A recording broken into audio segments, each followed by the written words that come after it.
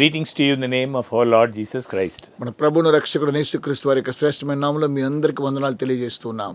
I thank the Lord for this opportunity we have week after week to study His Word.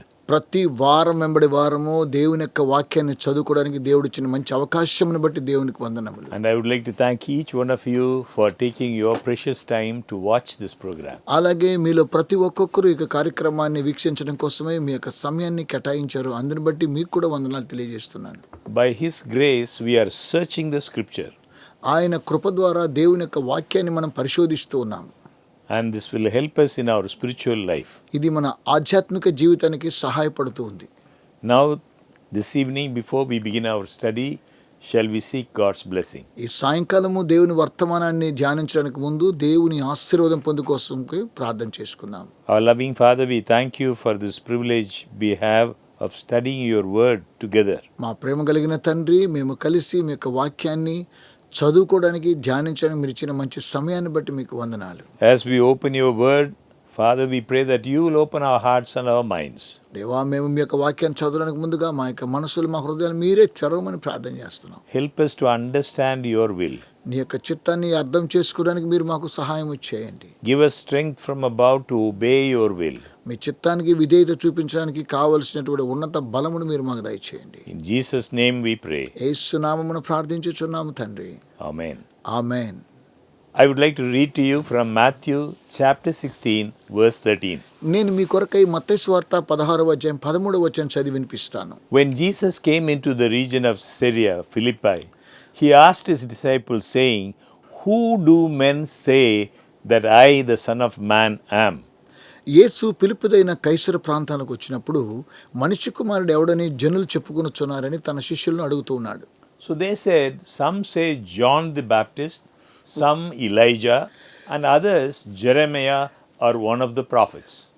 వారిలో కొందరు ఏమన్నారంటే బాప్తిస్మిచ్చి యోహాన్ అనియు, కొందరు ఏలియా అనియు, కొందరు ఇర్మియా అనియు, లేక ప్రవక్తల్లో ఒకడనియు చెప్పుకొనుచున్నారని. He said to them, "But who do you say that I am?" అయితే ప్రభువైన యేసు ఏమన్నారు తెలుసా? మీరు నన్ను ఏమనుకొనుచు ఉన్నారని అడుగుతున్నాడు. And Simon Peter answered and said, "You are the Christ, the Son of the living God." అప్పుడు పేతురు ఏమంటున్నాడు తెలుసా? నీవు జీవము కలిగిన దేవుని కుమారుడైన క్రీస్తు అని అంటున్నాడు.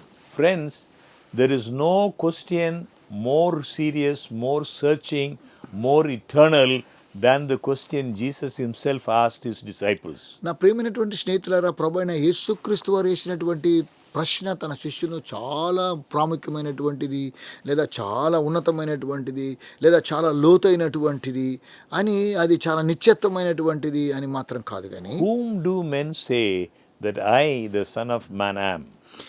మనుష్యులు నన్ను ఎవరనుకొనుచున్నారు అని దేవుడు అడుగుతూ ఉన్నాడు. But whom say ye that I am? మరి మీరు నన్ను ఏమనుకొనుచు ఉన్నారు? This question is not asked merely for information. ఇదేదో ఈ ప్రశ్న ఒక వర్తమానం తెలుసుకోవడానికి మాత్రమే కాదు. It is asked for decision. ఇది నిర్ణయం తీసుకోవడం కొరకై వేసిన ప్రశ్న. It is asked for salvation. ఇది రక్షణ గురించినటువంటి వేసిన ప్రశ్న. What think ye of Christ? క్రీస్తుని గురించి మీరేమనుకుంటున్నారు? This is the all important question. ఇది చాలా ప్రాముఖ్యమైనటువంటి ప్రశ్న. Your answer to this question determines your faith. మీరిచ్చేటువంటి ప్రశ్నకి ఇచ్చే సమాధానము మీరు తీసుకునేటువంటి నిర్ణయం మీద మీ విశ్వాసాన్ని కనపరుస్తుంది. Your answer determines your worship and your eternal destiny. మీరిచ్చేటువంటి సమాధానము మీరు ఆరాధన చేసేటువంటి విధానము మీ నిత్యత్వంలోకి వెళ్ళేటువంటి విధానాన్ని సూచిస్తుంది. And this evening we ask reverently, who is Jesus? ఈరోజు సాయంకాల సమయంలో భయభక్తులతో ప్రభువైన యేసు ఎవరని మనం కూడా తెలుసుకుందాం. Jesus is the eternal Son of God. యేసు నిత్యమైనటువంటి దేవుని కుమారుడై ఉన్నాడు. In John chapter 1 verse 1 we read, యోహాను సువార్త 1వ అధ్యాయం 1వ వచనం మనం చదువుతున్నాము. "In the beginning was the Word, and the Word was with God, and the Word was God." ఆదియందు వాక్యం ఉండెను, వాక్యము దేవుని యొద్ద ఉండెను, వాక్యము దేవుడై ఉండెను. Jesus did not begin his existence in Bethlehem. ప్రభువైన యేసుక్రీస్తు వారు తన యొక్క జీవనాన్ని బెత్లెహేములో మాత్రం ప్రారంభించడం లేదు, కానీ He existed from eternity. ఆయన నిత్యత్వంలో నుంచి ఉన్నటువంటి వాడు. A servant of God, Ellen G. White, she affirms this truth with unmistakable clarity. ఒక దైవ సేవకురాలు ఎలెన్ జి వైట్ ఆమె ఈ యొక్క ఈ ప్రత్యేకమైనటువంటి విషయాన్ని ఆమె స్పష్టం చేస్తున్నది సత్యాన్ని. In her book, The Desire of Ages, page 530, she says, in Christ is life original, unborrowed, underived. The desire of ages అనేటువంటి పుస్తకంలో పేజీ నెంబర్ 530లో యేసుక్రీస్తు జీవము, యేసుక్రీస్తు వాస్తవము, యేసుక్రీస్తు ద్వారా మరి ఎన్నడూ విడువలేనటువంటి ఆ యొక్క కార్యక్రమాన్ని మనం పొందుతున్నామని సెలవిచ్చింది. This is a profound statement. ఆమె ఇచ్చినటువంటి ఈ యొక్క వర్తమానం చాలా ప్రాముఖ్యమైనటువంటిది. Jesus does not receive life as a gift. యేసుక్రీస్తు వారు జీవాన్ని ఒక వరంగా పొందుకోలేదు కానీ He possesses life in himself. ఆయనలోనే జీవాన్ని కలిగి ఉన్నటువంటి వాడై ఉన్నాడు. In John chapter 8, verse 58, he said, యోహాను సువార్త 8:58లో ప్రభు సెలవిస్తున్నాడు. said, before Abraham was, I am. యేసు అబ్రహాము పుట్టక మునిపే నేనున్నానని మీతో చెప్పుచున్నాను. He is the great I am of the Old Testament. ఆయన పాత నిబంధనలో ఉన్నటువంటి గొప్ప నేను ఉన్నవాడు అనువాడనై ఉన్నానన్న దేవుడై ఉన్నాడు. Now revealed in human flesh. ఇప్పుడు ఆయన శరీరాకారంతో ప్రత్యక్షమయ్యాడు. Jesus is fully God and fully man. యేసు పరిపూర్ణమైనటువంటి దేవుడు, అలాగే పరిపూర్ణమైనటువంటి మనుష్య కుమారుడు. The eternal Son of God, he ఆయన- chose to enter our world. ఆయన నిత్యుడగు దేవుని కుమారుడు ఈ భూమి మీదకి రావడానికి ఆయన ఆశించాడు. In John chapter 1 verse 14 we read, యోహాను సువార్త 1:14 మనం చదువుతున్నాము. and the word was made flesh and dwelt among us. ఆ వాక్యము శరీరధారి అయి కృపాసత్య సంపన్నుగా మన మధ్య నివసించెను. This is the mystery of godliness. ఇది దైవత్వంకు ఉన్నటువంటి ఒక పెద్ద రహస్యమై ఉన్నది. Divinity was clothed with humanity. దైవత్వం అనేటువంటిది మానవాకారంతో కప్పబడింది. Christ was God essentially and in the highest sense. క్రీస్తు దేవుని యొక్క ప్రాముఖ్యమైనటువంటి ఉన్నతమైనటువంటి వాడు. He was God and he was with God from all eternity. ఆయన నిత్యత్వంలో ఎల్లప్పుడూ దేవుని యొద్ద ఉన్నవాడు. Yet he became truly human. అవునండి, నిజంగానే ఆయన మానవ రూపాన్ని ధరించుకొని వచ్చాడు. When he came here to this earth, ఆయన ఈ భూమి మీదకి వచ్చినప్పుడు he knew hunger, ఆయనకు ఆకలేంటో తెలుసు, he knew weariness, ఆయనకు అలసటేంటో తెలుసు, he felt pain and sorrow. ఆయనకు దుఃఖము వేదన ఏంటో తెలుసు. He was tempted as we are tempted. మనము శోధించబడిన రీతిగా ఆయన కూడా శోధించబడ్డాడు. In Hebrews chapter 4 verse 15 we read, హెబ్రీయులకు రాసిన పత్రిక 4:15 మనం చదువుతున్నాము. for we have not an high priest which cannot be touched with the feeling of our infirmities. మన ప్రధాన యాజకుడు మన బలహీనతల యందు మనతో సహానుభవం లేనివాడు కాడు గాని He took upon his sinless nature our sinful nature, that he might know how to help those that are tempted. మనము ఏ విధంగా శోధించబడ్డామో శోధనలో ఉండేటువంటి వారు కూడా మనకు సహాయము చేయువాడే కాబట్టి ఆయన పాపము లేనివాడుగా ఉండెను. Because he became man, he understands us. ఆయన మానవాళిగా ఉన్నాడు కాబట్టి ఆయన మన గురించి అర్థం And చేసుకోగలుగుతున్నాడు. because he is God, he can save us. ఆయన దేవుడై ఉన్నాడు కాబట్టి మనల్ని రక్షిస్తున్నాడు. And Jesus is the sinless Lamb of God. యేసు పాపము లేనటువంటి గొర్రెపిల్ల అయి ఉన్నాడు. దేవుని John the Baptist declared like this, బాప్తిస్మిచ్చి యోహాను ఈ విధంగా కార్యక్రమాన్ని తెలియజేస్తున్నాడు. behold the Lamb of God, which taketh away the sin of the world. లోక పాపమును మోసుకొని పోవచ్చున్న దేవుని యొక్క గొర్రెపిల్ల అని అంటున్నాడు. Every sacrifice in the Old Testament pointed forward to Christ. పాత నిబంధన గ్రంథంలో చేసినటువంటి ప్రతి బలి కూడా ప్రభువైన యేసును సూచిస్తూ ఉన్నది. From the beginning, it has been Satan's studied plan to cause men to forget God. ఆదిలో మనం గమనించి చూసినట్లయితే సాతానుని గురించి మనం విషయం గమనిస్తే మానవాళిని మనం మర్చిపోతున్నాం. This was his plan that he might secure them to himself. దేవుని యొక్క ప్రణాళిక మనల్ని భద్రం చేయాలనేటువంటిది. Therefore, he has sought to misrepresent God and to excite fear of him. తరువాత వాడు ఏం చేశాడంటే సాతానుడు దేవుని గురించి తప్పు కార్యక్రమాలు తెలియచేస్తూ దేవుని గురించి భయాన్ని మనలో పెట్టాడు. Christ came here to reveal the Father's love. తండ్రి యొక్క ప్రేమను ప్రత్యక్షపరచడం కోసమై క్రీస్తు ఈ భూమి మీదకి వచ్చాడు. At the cross, Jesus revealed both the justice and the love of God. Calvary శిలువలో యేసు దేవుని యొక్క న్యాయ తీర్పును ప్రేమను ప్రత్యక్షపరిచాడు. In 2 Corinthians chapter 5 verse 21 we read, He knew no sin. 2 కొరింథీ 5:21 ఆయన పాపము లేని వాడుగా ఉన్నాడు. Upon Christ as our substitute and surety was laid the iniquity of us all.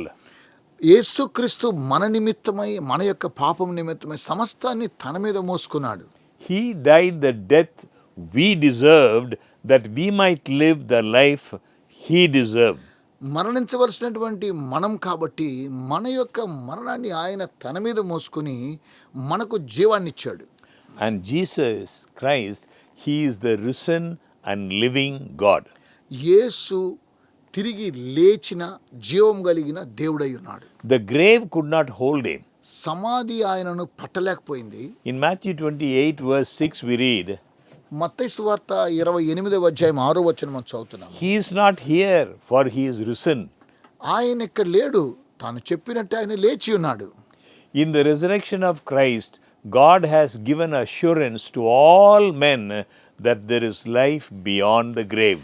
యేసుక్రీస్తు వారి యొక్క పునరుద్ధానము ద్వారా దేవుడు మనకు ఒక నిర్ధారణ తెలియజేశాడు. ప్రతి ఒక్కొక్కరికి జీవము కలదు ఆ తరువాత సమాధి నుంచి లేపబడిన తరువాత. The resurrection of Jesus is heaven's seal upon Christ's sacrifice. యేసుక్రీస్తు వారి యొక్క త్యాగం ద్వారా పునరుద్ధానం అనేటువంటిది పరలోకం ద్వారా మనకు అనుగ్రహించబడిన ముద్ర అయి ఉన్నది. Because he lives, sin is conquered. ఆయన జీవించుచున్నాడు కాబట్టి పాపము మనల్ని జయించలేకపోయింది. Because Christ lives, death is defeated. యేసు జీవించాడు కాబట్టి మరణం ఓడిపోయింది. Because Christ lives, hope is assured. ఎందుకనగా యేసు జీవిస్తూ ఉన్నాడు కాబట్టి మనము నిరీక్షణతో జీవిస్తూ ఉన్నాం. In John chapter 14 verse 19, Christ says, Because I live, ye shall live also. యోహాను సువార్త 14:19 అయితే మీరు నన్ను చూతురు, నేను జీవించుచున్నాను గనుక మీరును జీవింతురు. Jesus is not merely a figure of history. ప్రభువైన యేసు చారిత్రకపూర్వకమైనటువంటి మనిషి మాత్రమే కాదు, He is a living savior. ఆయన జీవం కలిగిన రక్షకుడై ఉన్నాడు. And very important for us to remember, Jesus is the only way of salvation. ఇంకా ప్రాముఖ్యమైన అంశము యేసుని గురించి మనం తెలుసుకోవాల్సింది, ఆయన మాత్రమే రక్షణకు కారకుడై ఉన్నాడు. Jesus himself said, I am the way, the truth and the life. ప్రభువైన యేసుక్రీస్తు వారు తానే సెలవిచ్చారు, నేనే మార్గమును సత్యమును జీవమునై ఉన్నానని. Christ is the only channel through which the grace of God flows to man. దేవుని యొక్క కృప మానవాళి మీద ప్రవహిస్తుందనగా దానికి కారణం ప్రభువైన యేసుక్రీస్తు మాత్రమే. Salvation is not found in good works. మనం చేసేటువంటి మంచి క్రియల ద్వారా రక్షణ మనకు లభించదు. Salvation is not found in religious forms. రక్షణ అనేటువంటిది మత శాఖల వారిగా వచ్చేటువంటిది కాదు. Salvation is not found in human merit.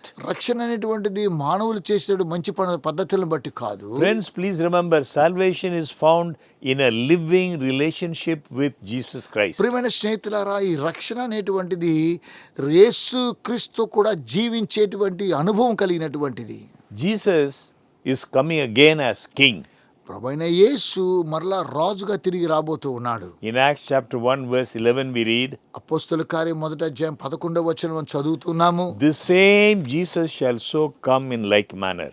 అదే యేసు మరలా తిరిగి రాబోతూ ఉన్నాడు.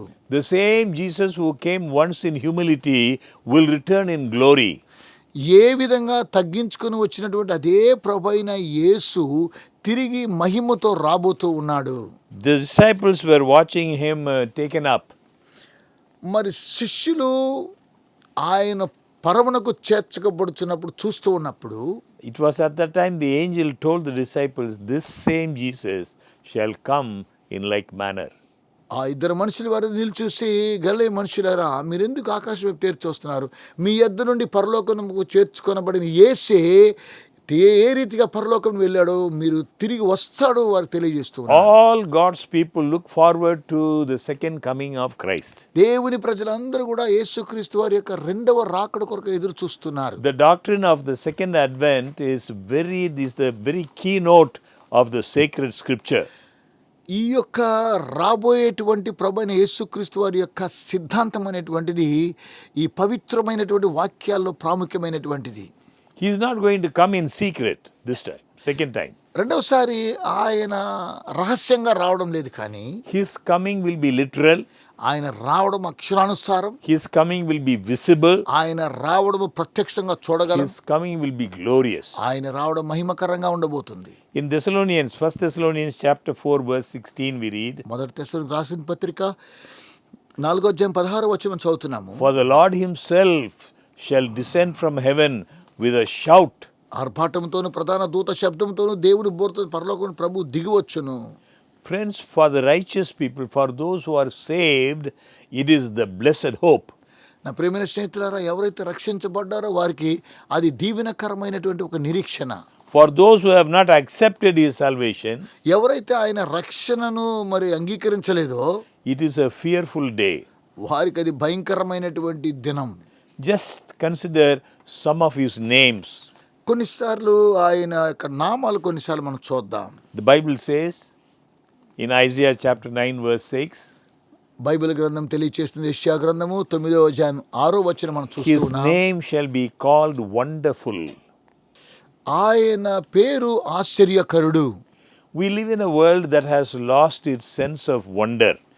ఈ మనం జీవించేటువంటి యొక్క భూమి ఈ యొక్క ఆశ్చర్యాన్ని కోల్పోయింది. People are surrounded by noise, hurry and anxiety. ప్రజలందరూ కూడా భయంకరమైనటువంటి శబ్దాలతోనూ చాలా రద్దీగాను అలాగే వేదనతో కూడా ఉంటున్నారు.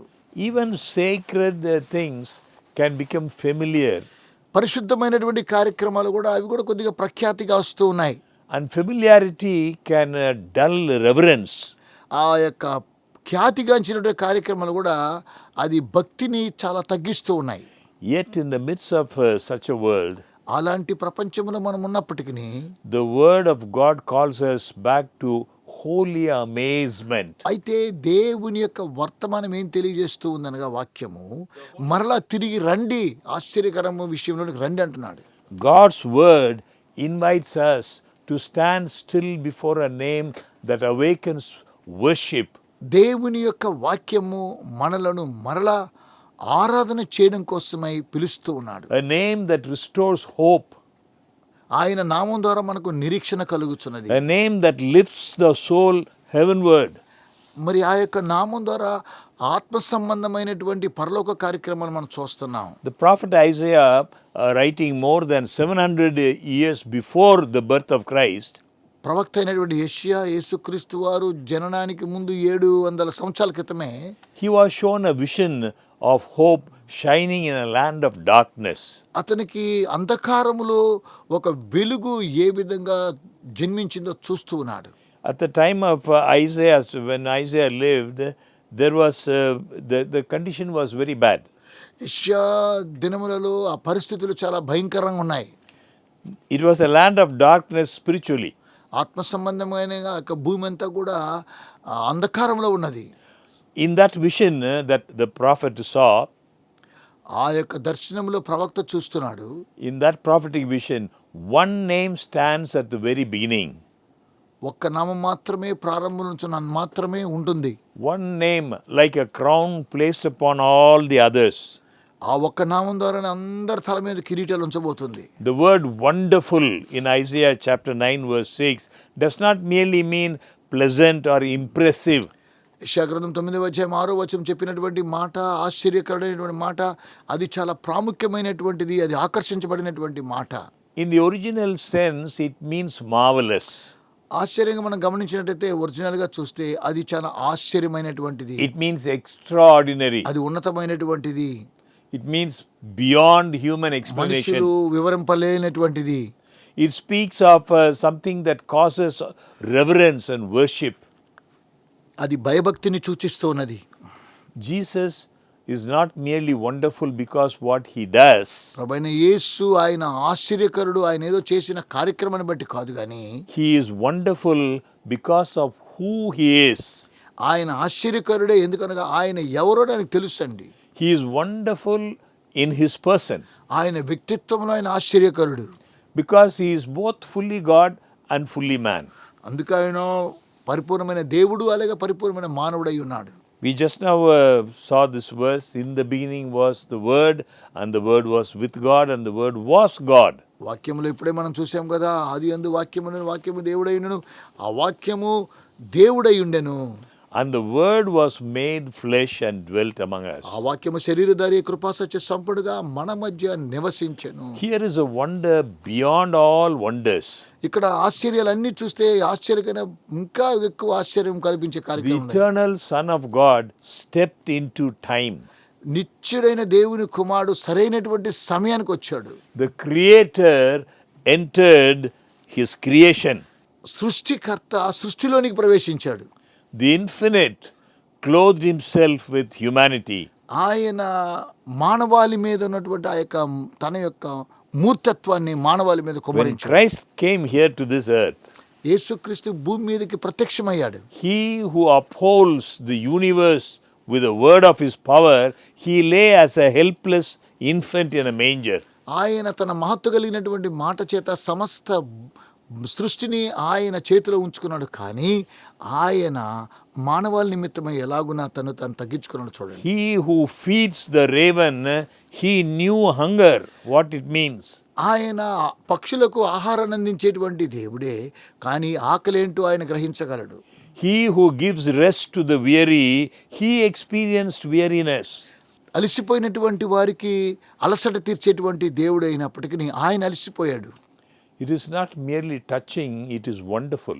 ఇదన్నీ కూడా ఏదో మన తాకడం మాత్రమే కాదు, ఇవన్నీ కూడా ఆశ్చర్యమైనటువంటి. No philosopher could have imagined such a God. ఏ తత్వ శాస్త్రవేత్త ఇలాంటి దేవుణ్ణి వివరించలేకపోతున్నాడు. No human religion would invent such humility. ఏ మానవాతీతమైనటువంటి మత శాఖల వారు కూడా ఇలాంటి తగ్గింపు స్వభావాన్ని మనం చూడలేము. Only divine love could conceive such a plan of redemption. దైవికమైనటువంటి ప్రేమ ద్వారానే మానవాళి యొక్క రక్షణ పథకాన్ని అది గర్భము దాలుస్తున్నది. Christ was wonderful in His words. యేసు క్రీస్తు వారు తన యొక్క మాటలో ఆశ్చర్యకరుడై ఉన్నాడు. Jesus is wonderful in His teaching. యేసుక్రీస్తు తన వాక్యం బోధించడంలో ఆయన ఆశ్చర్యకరుడు. We read in Matthew chapter 7 verses 28 and 29. మత్తయి సువార్త 7వ అధ్యాయము 28, 29లో మనం చదువుతున్నాము. And it came to pass when Jesus had ended these sayings, the people were astonished at His doctrine, for He taught them as one having authority and not as the scribes. యేసు ఈ మాటలు చెప్పి ముగించినప్పుడు జనసమూహంలో ఆయన బోధకు ఆశ్చర్యపడుచుండ్రి. ఎలయనగా ఆయన వారు శాస్త్రుల యొక్క అధికారం గల వారికి బోధిస్తూ ఉన్నాడు. His words penetrated the heart.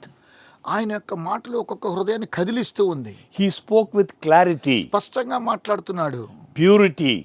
పవిత్రంగా మాట్లాడుతున్నాడు. He spoke with power. ఆయన శక్తితో మాట్లాడుతూ ఉన్నాడు. He could comfort the broken-hearted. ఆయన విరిగిన హృదయాన్ని ఓదార్పునిస్తున్నాడు. He could silence the proud. ఆయన గర్విష్ఠులని నోరు మూపిస్తున్నాడు. When He spoke forgiveness, sinners found hope. ఆయన క్షమాపణ నిమిత్తమై చూపించినప్పుడు పాపులు కూడా నిరీక్షణ కలిగి జీవించి క్షమాపణ పొందుతున్నారు. When He spoke peace, storms obeyed. ఎప్పుడైతే ఆయన మాట్లాడుతూ ఉన్నప్పుడు మరి ఒక్కొక్క అలలు తుఫాన్లు కూడా ఆగిపోయాయండి. Even the officers sent to arrest Him, they returned empty-handed. They said, never man spake like this man. ఒకసారి ప్రభువైన యేసుని బంధించడం కోసమై సైనికులు వచ్చినప్పుడు ఆ బంట్రోతులు ఏమన్నా తెలుసా, మనుషుడు మాట్లాడినట్టు ఎవడును ఎన్నడను మాట్లాడలేదనిరి. Wonderful in His birth, ఆయన యొక్క జన్మలో ఆశ్చర్యకరుడు, wonderful in His very person, ఆయన వ్యక్తిగతంలో ఆయన ఆశ్చర్యకరుడు, wonderful in His teachings, ఆయన బోధనలో ఆశ్చర్యకరుడు, wonderful in His works. ఆయన పనిలో ఆశ్చర్యకరుడు. Jesus is wonderful in His deeds. అయితే ప్రభువైన యేసుక్రీస్తు వారు కార్యరూపంలో కూడా ఆయన ఆశ్చర్యకరుడై ఉన్నాడు. He opened the blind eyes. ఆయన గుడ్డివాని కళ్ళు తెరిచాడు, He unstopped deaf ears. ఆయన చెవిటివాని చెవులను తెరిచాడు, He cleansed lepers. ఆయన కుష్ఠరోగులను స్వస్థపరిచాడు, He raised the dead. ఆయన చనిపోయిన వారిని In లేవనెత్తాడు. Mark 7:37 we read, mark సువార్త 7:37 దీన్ని He చదువుతున్నాం. hath done all things well. ఆయన సమస్తమును బాగా చేసి ఉన్నాడు. But the greatest wonder of his works is not found merely in miracles of power, ఆయన చేసిన గొప్ప కార్యక్రమాలు, అద్భుతాలు తన యొక్క శక్తితో చేసిన మాత్రమే కాకుండా the greatest wonder is in miracles of mercy. ఆ అద్భుతమైనటువంటి ఆశ్చర్యమైన క్రియ ఏమనగా ఆయన మానవాళి మీద చూపించిన కరుణ కటాక్ష మాత్రమే. He touched the untouchable. ఆయన అంటరాని వారిని ఆయన వెళ్ళి తాకాడు. He forgave the unforgivable. క్షమించలేనటువంటి వారి దగ్గరికి వెళ్ళి క్షమించాడు. He welcomed the outcast. త్రోసివేయబడినటువంటి వారికి ఆయన స్వాగతం ఇచ్చాడు. He restored the fallen. పడిపోయిన వారిని మరలా తిరిగి నిర్మాణం చేశాడు. And finally, he performed the greatest work of all, చివరిగా వీరందరి నిమిత్తమే ఆయన గొప్ప కార్యక్రమం సాధించాడు. not by stretching out his hand, but by stretching out his arms on the cross. Calvary శిలువలో ఆయన చేతులు చూపించడం మాత్రమే కాకుండా ఆయన సమస్తాన్ని సమర్పించినట్టుగా మనం చూస్తున్నాం. Friends, Jesus is wonderful in his sacrifice. ప్రియమైన స్నేహితులారా, ఆయన తను చేసిన త్యాగంలో కూడా ఆయన ఆశ్చర్యకరుడై ఉన్నాడు. The cross is the highest revelation of why his name is called wonderful.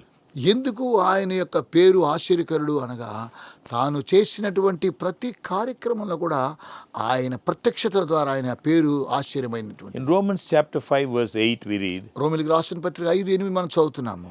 But God commendeth his love toward us, in that while we were yet sinners, Christ died for us. అయితే దేవుడు మన ఎడల తన ప్రేమను వెల్లడిపరచును ఎట్లగా మనం ఇంకను పాపులమై ఉండగానే క్రీస్తు మన కొరకు చనిపోయాడు. The apostle Paul makes it very clear. అపోస్తలుడు పౌలు విషయాన్ని తెలియజేస్తున్నాడు. While we were sinners, he died for us. మనం పాపులుగా ఉన్నప్పుడు ఆయన మన కొరకై మరణించాడు. While we were his enemies, he died for us. ఒకవేళ మనం శత్రులుగా ఉన్నప్పుడు ఆయన మన కోసం మరణించాడు. At Calvary, we see a wonder that angels desire to look into. కల్వరిలో ఆయన చూసినట్లయితే ఆయన ఆశ్చర్యకరుడు, దేవదూతలు ఆయన వైపు చూస్తున్నారు. Angels are surprised. ఆశ్చర్యంగా దేవదూతలు ఆశ్చర్యపోతున్నారు. Angels do not know what it is to be a sinner. They have no such experience. చూడండి, పాపులకి ఏంటి, వారికి ఎలాంటి అనుభవం లేదు కదా, వారిని చూస్తే వారు ఏమంటారు చూడండి. It is shocking to them that the created beings, they do not obey the Creator. చూడండి, సృష్టికర్త అయినటువంటి ఆ యొక్క సృష్టికి వారు విధేయత చూపించడం లేదు. They crucify him. ఆయనను సిలువ వేసి చంపారు. Angels cannot understand దేవదూతలకి ఇది అర్థం కాలేదు. how he could give his life for those enemies. అలాంటి వారికి ఆయన తన ప్రేమను ఎలాగో కనపరిచాడు. They could not understand perfect righteousness bearing the punishment of sin. ఆయన పరిపూర్ణమైనటువంటి నీతిని కనపరిచి పాపమును కప్పిపుచ్చాడా? Infinite love meeting infinite justice. నిర్మానుష్యమైనటువంటి ప్రేమ, అది నిర్మానుష్యమైనటువంటి శిక్షావిధికి కారణమవుతూ ఉన్నది. The innocent dying for the guilty. మరి అపరాధాలుగా ఉండేటువంటి వారు అపరాధ భావంతో చనిపోతూ ఉన్నారు. When Jesus cried, "It is finished," ప్రభువైన యేసుక్రీస్తు వారు ఇది సమాప్తమని చెప్పినప్పుడు the plan of redemption was completed. రక్షణ సువార్త అంతటితో ఆగిపోయి పరిపూర్ణంగా చూస్తున్నాం. The sin was condemned. పాపము నశింపజేయబడింది. Satan was defeated. సాతానుడు ఓడిపోయాడు. Hope was secured. నిరీక్షణ మనకు భద్రత కలిగిస్తుంది. What kind of savior would do this? ఎలాంటి రక్షకుడు ఈ కార్యక్రమాన్ని చేయగలడు? Only one whose name is wonderful. ఆయన యొక్క పేరు మాత్రమే ఆయన ఆశ్చర్యకరుడై ఉన్నాడు. And friends, Jesus Christ is wonderful in his saving power. నా ప్రియమైన స్నేహితులారా, యేసుక్రీస్తు వారు పొదుపు చేయడం విధానం ఆయన శక్తివంతుడై ఉన్నాడు. Today, Jesus is not only wonderful in history, ప్రభువైన యేసుక్రీస్తు వారు చారిత్రాత్మకంగా ఆయన ఆశ్చర్యకరుడు కాకపోతే he is wonderful today. ఆశ్చర్యకరుడు. Hebrews 13 verse 8 says, Jesus Christ the same yesterday, today and forever. హెబ్రీయులకు రాసిన పత్రికలో ప్రభువైన యేసుక్రీస్తు వారు నిన్న నేడు నిరంతరమైన ఏకరీతిగా ఉన్నాడు. He still forgives sins. ఆయన ఇంకా పాపాలను క్షమిస్తూనే ఉన్నాడు. He still changes hearts. ఆయన ఇంకా హృదయాలను మారుస్తూనే ఉన్నాడు. He still gives peace that passes understanding. ఆయన సమస్త జ్ఞానమునకు మించిన దేవుని సమాధానాన్ని అర్థం చేసుకునేలా He చేస్తున్నాడు. still saves to the uttermost all who come to God by him. ఆయన ద్వారా అనేకులు రక్షణలకు రావడం కోసం ఆయన ఎదురు చూస్తున్నాడు. No matter how badly a life is broken, ఏది ఏమైనా మీ యొక్క జీవితము పటాపంచలైపోయిందా, His grace can always restore. ఆయన కృప మరలా తిరిగి పునరుద్ధరింపజేస్తుంది. No matter how hardened a heart has become, ఏ విధంగా మనకు హృదయం కఠినపరచబడినప్పటికీ His grace can renew that heart. దేవుడు తన యొక్క కృప ద్వారా మన యొక్క హృదయాన్ని పునరుద్ధరింపజేస్తున్నాడు. And friends, if He has transformed your life, నా ప్రియమైన స్నేహితులారా, ఒక వ్యక్తి యొక్క జీవితాన్ని మనం రూపాంతరపరిచినట్లయితే you know that His name is wonderful. And you know not as a theory, మనము తెలుసుకోవలసిన సత్యం మాత్రమే కాకుండా but a living reality. మనము వాస్తవమైనటువంటి విషయాన్ని మనం తెలుసుకోవాలి. One of the most precious truths in all of Scripture is contained in a single name, Immanuel. Bible గ్రంథంలో ప్రత్యక్షాన్ని మనం తెలుసుకోవాలి. ఒక చిన్న పదములో ఉందండి, అదేమనగా ఇమ్మానుయేలు అని. It's not merely a title. అదేదో ఒక చిన్న టైటిల్ మాత్రం కాదండి, It is a revelation, అది ఒక ప్రత్యక్షత. meaning God is with us.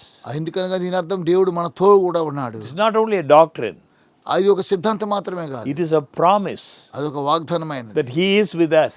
ఆయన మనతో కూడా ఉన్నాడు. He is with you, He is with me. ఆయన నీతోను నాతోను కూడా ఉన్నాడు. It tells us who God is, దేవుడు ఎవరో కూడా ఆయన చూపిస్తూ ఉన్నాడు. how He relates to humanity, ఆయన ఏ విధంగా మానవాళికి బంధుత్వాన్ని కలుగు చేస్తున్నాడు, what He has done for our salvation. మనం చూడవలసిన ఈ రక్షణ మార్గం ఏంటి. The Bible does not say merely that God is above us Bible తెలియజేస్తుంది మనకంటే దేవుడు ఉన్నతమైన స్థాయిలో ఉన్నాడని, or even for us. ఆయన మన కొరకే ఉన్నాడని. It declares something far more wonderful. God is with us. అన్నిటికన్నా ప్రాముఖ్యమైనటువంటి అంశం ఏమనగా దేవుడు ఆశ్చర్యకరుడుగా మనతో కూడా ఉన్నాడు. In a world marked by loneliness, ఒక వాక్యం మనం చూసినట్లయితే ఒంటరితనాన్ని గమనించుదాం. in a world marked by fear, guilt and suffering, ఒకవేళ భయము, అపరాధ భావన లేకపోతే వేదన అయితే, heaven speaks of hope in one word, Immanuel. పరలోకమందున్నటువంటి ఒక స్వరము ఒకే ఒక పదంతో వస్తున్నాడు, అది Immanuel. The prophet Isaiah spoke the name Immanuel during a dark and anxious hour in the history of the people of Israel. ఇశ్రాయేలు యొక్క చరిత్రలో ఉన్నటువంటి ఆ యొక్క అంధకారమైనటువంటి సమయంలో యెషయా గ్రంథకర్త మొట్టమొదటిగా ఇమ్మానుయేలు గురించి మాట్లాడాడు. Judah was surrounded by enemies. యూదా దేశమంతా కూడా శత్రువులతో నింపబడింది. King Ahaz, he trembled. అహాజు భయపడుతున్నాడు, రాజు. The people feared invasion and destruction. ప్రజలు ఏ విధంగా వెళ్ళిపోవాలో లేకపోతే వినాశనాన్ని చూస్తూ ఉన్నారు. It was in that moment of national crisis that God spoke these words. అలాంటి భయంకరమైన పరిస్థితిలో దేవుడు ఈ మాటలు మాట్లాడుతూ ఉన్నాడు. Therefore, the Lord Himself shall give you a sign. కనుక దేవుడే ఒక సూచన మీకు చూపిస్తూ ఉన్నాడు.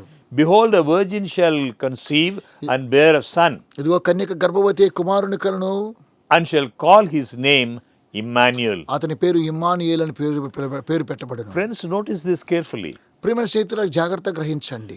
God did not merely promise deliverance.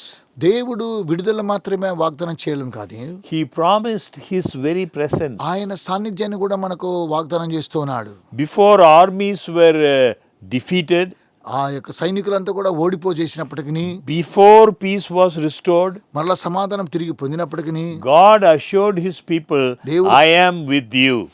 దేవుడు తన ప్రజలకు ఒక నిర్ధారణ కలుగు చేస్తూ నేను మీతో కూడా ఉన్నానని సెలవిస్తూ ఉన్నాడు. Dear friends, God often meets His people not first with explanations, నా ప్రియమైనటువంటి స్నేహితులారా, అప్పుడప్పుడు దేవుడు మనుషులను కలుసుకొని ఏదో ఒక చిన్న వివరణ ఇవ్వడం మాత్రమే కాకుండా, but with His presence.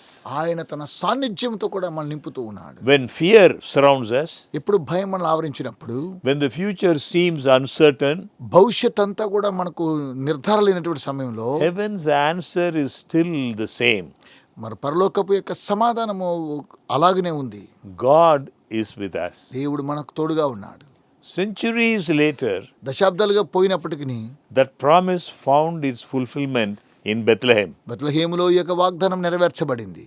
In Matthew 1:21 we read, మత్తయి సువార్త 1:21 మనం and చదువుతున్నాము. she shall bring forth a son, and thou shalt call his name Jesus, for he shall save his people from their sins.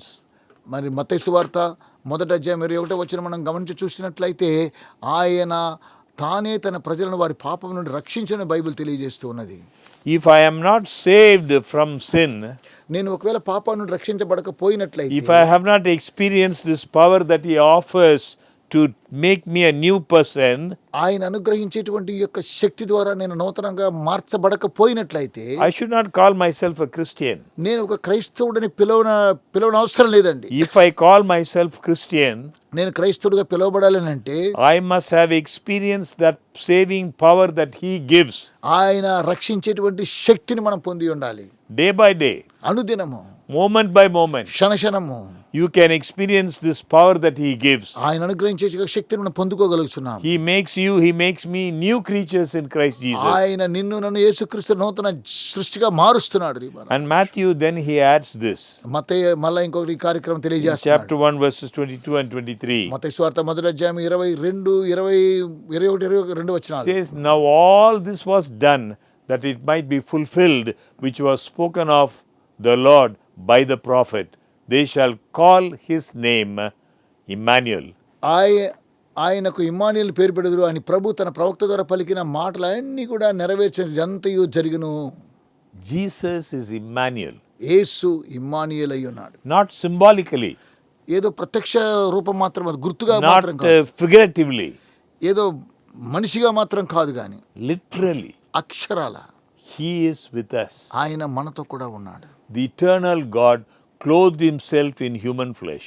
నిత్యుడైనటువంటి దేవుడు మానవాళి యొక్క శరీరంతో కప్పబడి ఉన్నాడు. That's why the word of God says the word was made flesh and dwelt among us. వాక్యం తెలియజేసిన వాక్యం శరీరధారి కృపాసత్య సంపూర్ణంగా మన మధ్యలో సంచరిస్తున్నాడు. God did not simply shout from heaven.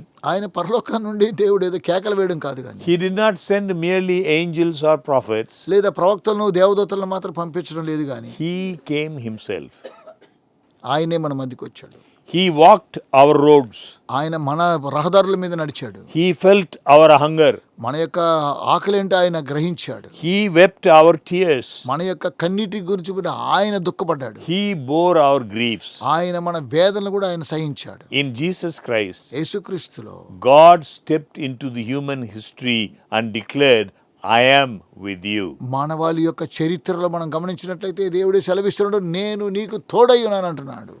Friends, also remember, స్నేహితులారా, ఇది ఒక విషయం జ్ఞాపకం చేసుకోండి. God is with us in our human experience. మానవాళి యొక్క అనుభవంలో దేవుడు మనతో కూడా ఉన్నాడు అని మనం కూడా అనుభూతిని చెందాలి. What does it mean that God is with us? దేవుడు మనతో కూడా ఉన్నాడు అని దానికి అర్థం ఏంటి? It means He understands our struggles. ఎందుకనగా దీని అర్థం ఏమనగా ఆయన మన శ్రమలను అర్థం చేసుకోగలిగిన వాడు. In Hebrews chapter 4 verse 15 we హెబ్రీయులకు read, రాసిన పత్రిక 4:15 వచనంలో మనం చదువుతున్నాము. For we have not an high priest which cannot be touched with the feelings of our infirmities, but was in all points tempted like as we are, yet without sin. మన ప్రధాన యాజకుడు మన బలహీనతలు యందు మనతో సహానుభవం లేనివాడు కాడు, కానీ సమస్త విషయంలోనూ మన వలన శోధించబడి ఆయన పాపం లేనివాడుగా ఉన్నాడు. Very comforting promise. ఆదరణ ఇచ్చేటువంటి వాగ్దానం ఇది. He was tempted in all points that we are tempted, మనం ఏ విధంగా శోధించబడ అన్ని విషయాలు కూడా ఆయన శోధించబడ్డాడు. and he remained sinless.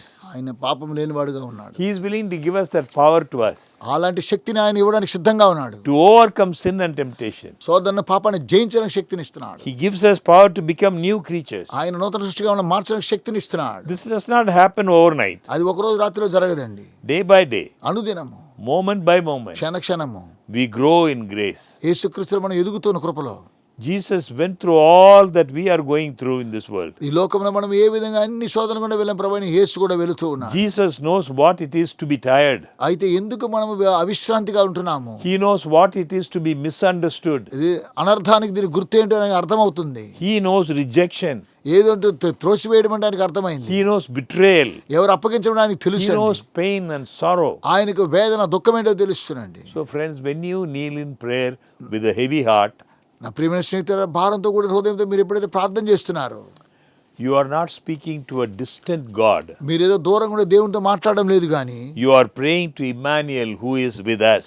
ఆయన ఇమ్మానుయేలు అనేటువంటి దేవుడు మనతో కూడా ఉండే దేవునితో మీరు మాట్లాడుతున్నాడు. When you walk through grief, మీరు ఎప్పుడైతే విచారం గుండా వెళుతూ ఉన్నారో He walks beside you. ఆయన మీతో కూడానే నడుస్తూ ఉన్నాడు. When you face temptation, మీరు ఎప్పుడైతే శోధనలు భరిస్తున్నారో He understands. ఆయన అర్థం చేసుకోగలరు. All you need to do is seek His help. మీరు చేయవలసిందల్లా ఆయన యొక్క సహాయాన్ని మీరు కోరుకోవాలి. When you suffer injustice, అవినీతిగా ఒకవేళ మీరు వ్యాధిని అనుభవిస్తున్నట్లయితే remember He borne it. ఎందుకనగా జ్ఞాపకం చేసుకుని ఆయన He దాన్ని has అనుభవించాడు. gone through such experience. అలాంటి అనుభవం గుండా ఆయన వెళ్ళాడు. In Psalm 34 verse 18 we read, 34వ కీర్తన 18వ వచనం మనం చదువుతున్నాము. The Lord is nigh unto them that are a broken heart. విరిగి నలిగినటువంటి హృదయానికి యెహోవా ఆసనుడు. If your heart is broken, ఒకవేళ మీ యొక్క హృదయం విరిగిపోయిందా, if your life is shattered, ఒకవేళ మీ యొక్క జీవితం నాశనం అయిపోయిందా, remember God is with you and He's near you. ఒక విషయం జ్ఞాపకం చేసుకొని దేవుడు మనకు తోడుగా ఉన్నాడు. The Lord is nigh unto them that are of a broken heart.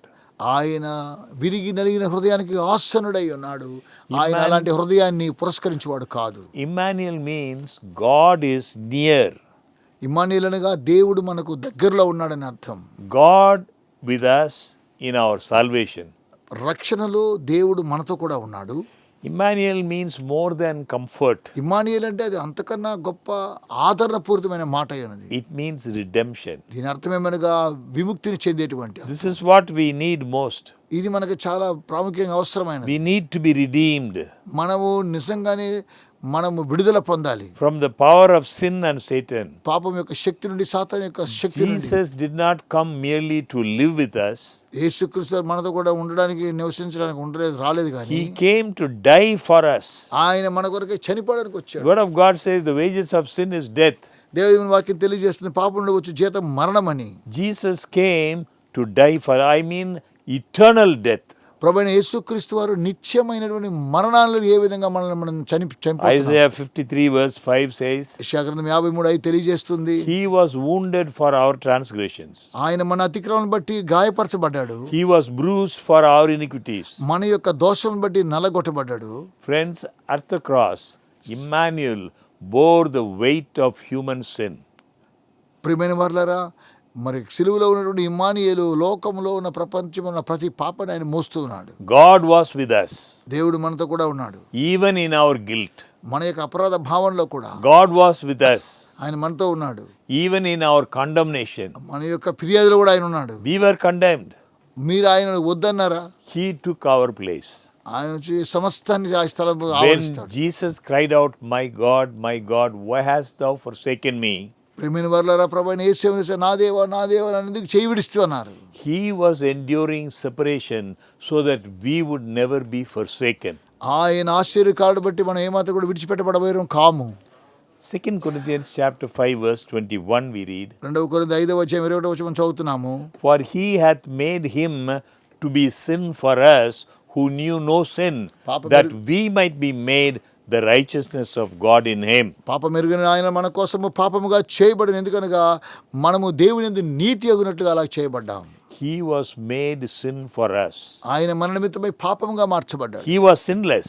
ఆయన పాపము లేనివాడు. He took upon himself our guilt.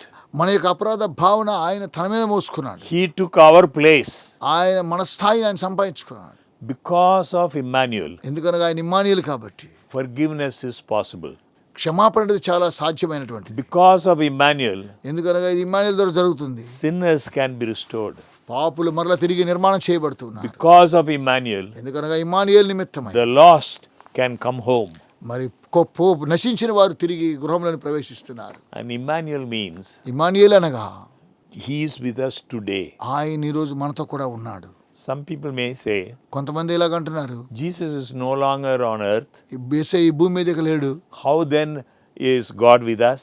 మరి ఏ విధంగా దేవుడు మనతో కూడా ఉన్నాడు అని మనం గ్రహించగలగాలి. చేయగలగాలి? Listen to his promise. ఆయన వాగ్దానం ఒకసారి జ్ఞాపకం We read in చేసుకోండి. Matthew 28 verse 20. మత్తయి సువార్త 28 వచనం చదవండి. Lo, I am with you always, even unto the end of the world.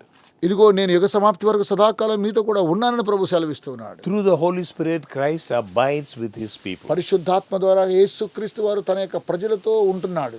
Holy Spirit lives in us as his representative. యేసుక్రీస్తు యొక్క సాదృశ్య పరిశుద్ధాత్మ దేవుడు ఆయన పక్షాన మనతో ఉన్నాడు. Jesus said, I will not leave you comfortless. ప్రభువైన యేసుక్రీస్తు వారు మేము నిన్ను అనాథలుగా విడునని ప్రభు సెలవిచ్చాడు. I will come to you. నేను మీ యొద్దకు వస్తాను. So Emmanuel is not limited to Bethlehem.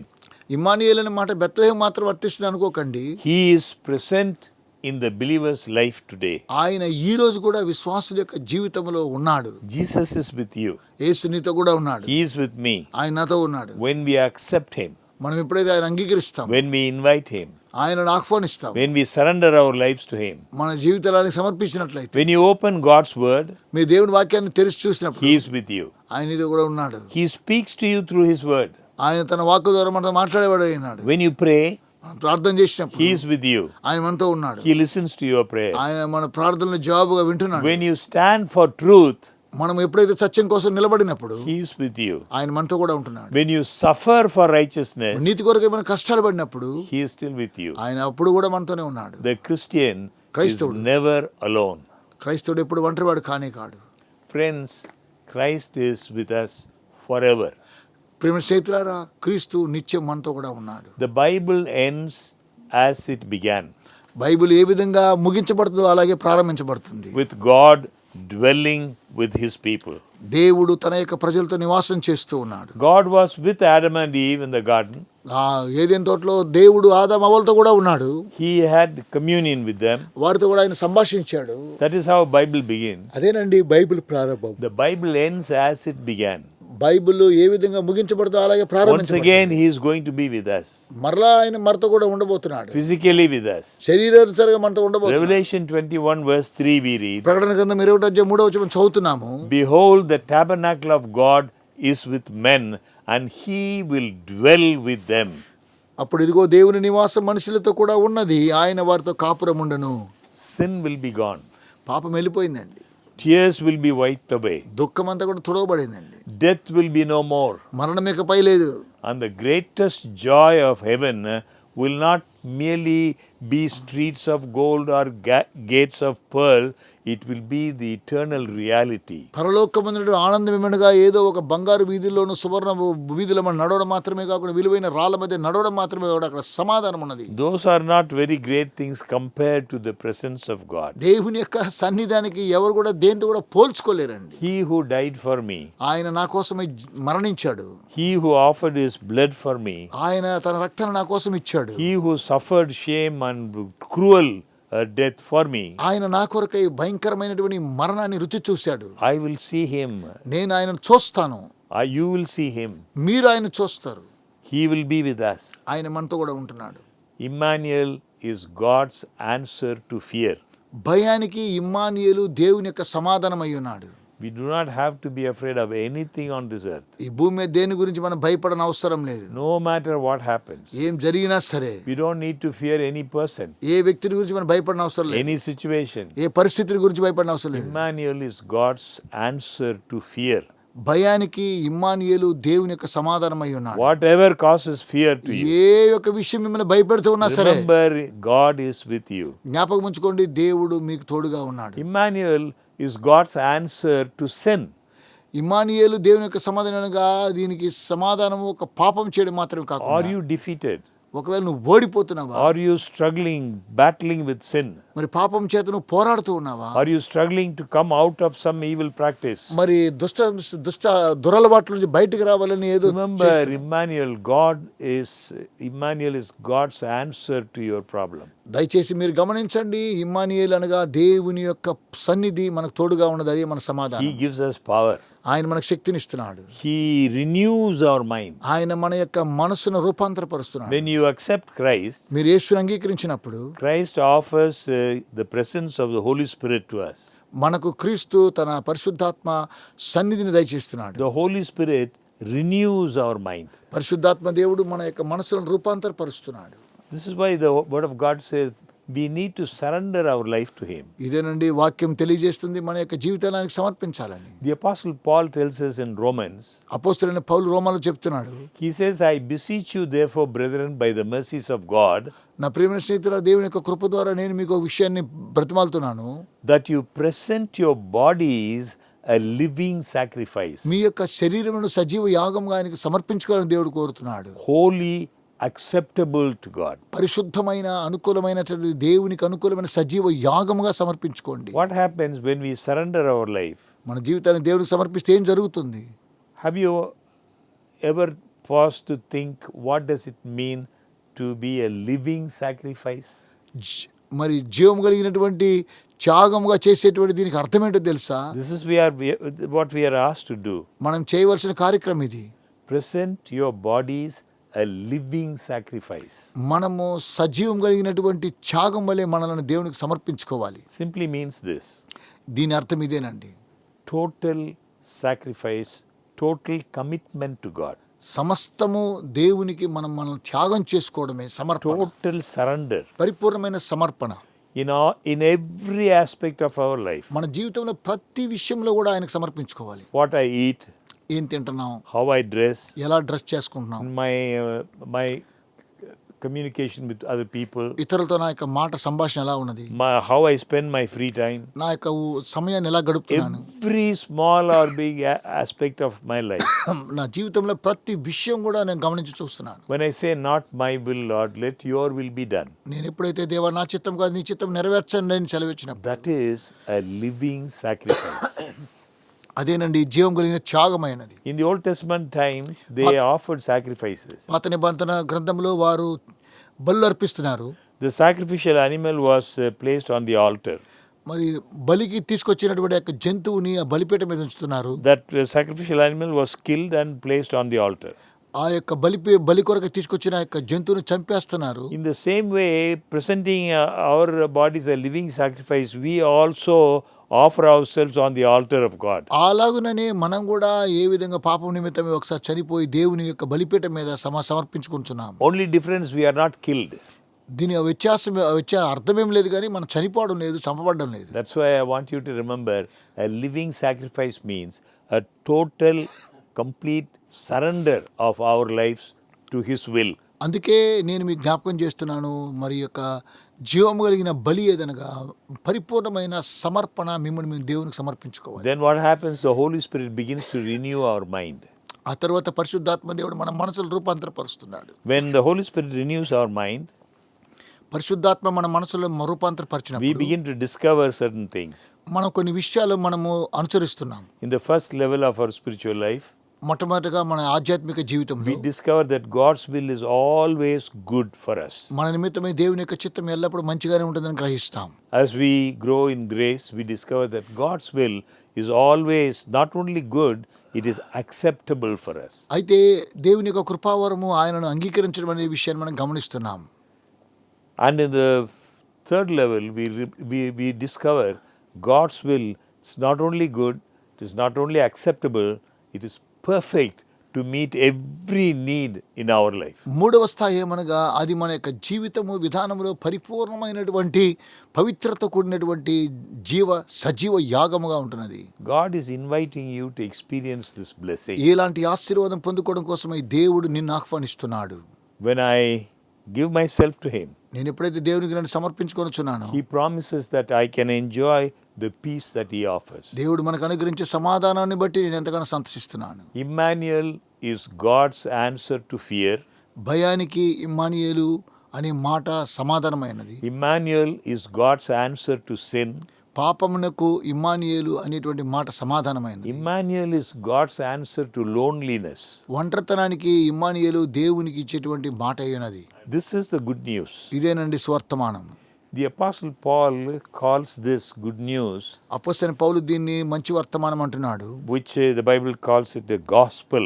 ఇదే సువార్త. The word gospel truly means good news. దీని యొక్క సువార్తకు అర్థమైన మంచి వర్తమానం. The Apostle Paul says there is a mystery about this. అపోస్తలుడైన పౌలు అంటే ఇందులో మర్మము కలదు అంటున్నాడు. If you read the Apostle Paul's epistles, అపోస్తలుల యొక్క పత్రిక మనం చదివినట్లయితే he speaks about several mysteries. ఆయన అనేకమైనటువంటి మర్మాలు మాట్లాడుతూ ఉన్నాడు. He says that incarnation is a mystery. ఆయన యొక్క జనన విధానము చాలా పవిత్రమైనది, అది ఒక మర్మమైనది. The salvation by grace is a mystery. కృప ద్వారా రక్షించబడడం అది ఒక మర్మమై ఉన్నది. The church, he calls it a mystery. సంఘం అనేటువంటి కూడా ఆయన ఒక మర్మమై ఉన్నది. How we are the body of Christ and he is our head. ఆయన మన యొక్క శిరస్సు అయినాడు, మనం ఆయన శరీరమైన, ఇది కూడా ఒక And the మర్మమైనది. apostle says the mystery of the union of Christ and the church. అపోస్తలుడైన పౌలు అంటున్నాడు, యేసు క్రీస్తుతో కూడా నేను కూడా ఏకమైన సంఘంగా ఎలా ఉన్నా, అది కూడా ఒక రహస్యం అంటున్నాడు. Marriage is used as a symbol of that deep covenant relationship between Christ and his church. వివాహం అనేటువంటిది యేసు క్రీస్తు యొక్క సంఘానికి సాదృశ్యమై ఇది ఒక మర్మమైనది. And he speaks, if you carefully read, you will find about 7 such great mysteries. 7 ప్రాముఖ్యమైనటువంటి రహస్యాలు. Mystery of resurrection, మరి పునరుత్థానమనే రహస్యం, the transformation of saints. పరిశుద్ధులు రూపాంతరపరచడం అనేటువంటిది. 7 such mysteries you will find. 7 ఇలాంటి విషయాలు మీరు కనుగొనగలరు. For example, he says, behold, I show you a mystery, we shall not all sleep, we shall all be changed. Bible గ్రంథం తెలియజేసిన రీతిగా మనం ఒక్క నిమిషంలో మరణించగానే మనం ఒక్క నిమిషంలో మార్పు పొందాం, అది కూడా ఒక మర్మమైనది. But friends, the gospel is a mystery. నా ప్రియమైన స్నేహితుల, సువార్త కూడా ఒక మర్మమైనది. I would like you to remember one important message. ఓ ప్రాముఖ్యమైన అంశాన్ని మీకు గుర్తు చేస్తాను. The apostle Paul says, I would like you to understand this mystery. అపోస్తలుడైన పౌలు అంటే మీ యొక్క రహస్యాన్ని మీరు అర్థం చేసుకోవాలంటున్నాడు. He says, I do not desire, brethren, that you should be ignorant of this mystery. నా ప్రియమైన స్నేహితులారా, ఈ యొక్క మర్మాన్ని గురించి మీరు తెలుసుకోవడం నాకు ఇష్టం లేదు కాదు, కానీ What is the mystery of the gospel? సువార్త యొక్క మర్మం ఏంటి? In Colossians chapter 1 verses 26 and 27. కొలొస్సీయులకు రాసిన పత్రిక 1వ అధ్యాయము 1:26 మనం గమనించినట్లయితే, Mystery, the good news of the mystery of the gospel. సువార్తకు ఉన్నటువంటి ఆ యొక్క మర్మం ఏదనగా, Gospel is good news about Jesus. సువార్త అనేటువంటిది యేసుక్రీస్తు గురించి వర్తమానం, మంచి What is the వర్తమానం. mystery of the gospel? అయితే సువార్తకు ఉన్న మర్మం ఏంటి? Colossians chapter 1 verse 26. కొలొస్సీయులకు రాసిన పత్రిక 1వ అధ్యాయం 26వ వచనంలో, He says the mystery which has been hidden from ages and from generations, but now has been revealed to his saints. యుగములలోను తరములను మరుగు చేయబడిన మర్మమును సంపూర్ణంగా ప్రకటించుటకు మన పరిశుద్ధులకు ఆ కార్యక్రమాన్ని తెలియజేశాడు దేవుడు. And in Colossians chapter 1 verse 27, కొలొస్సీయులకు రాసిన పత్రిక 1వ అధ్యాయం 27వ వచనంలో, and he tells us what that mystery is. ఆ యొక్క మర్మం యొక్క గొప్పతనం ఏంటనగా, He says the mystery of Christ in you, the hope of glory. ఆ యొక్క మర్మం ఏదనగా క్రీస్తు మహిమ నిరీక్షణ అయి ఉన్నాడు. Verse 27 I read, 27వ వచనం మీకు చదివి to వినిపిస్తాను. them God willed to make known what are the riches of the glory of this mystery among the Gentiles, which is Christ in you, the hope of glory. అన్య జనుల్లో ఈ మర్మం యొక్క మహిమ ఐశ్వర్యం ఏంటిదో, అది అనగా మీ యందున్న క్రీస్తు మహిమ నిరీక్షణ అయి ఉన్నాడు అనే సంగతిని దేవుడు తన పరిశుద్ధులకు తెలియకోరి ఇప్పుడు ఆ మర్మమును వారికి బయలుపరిచాడు.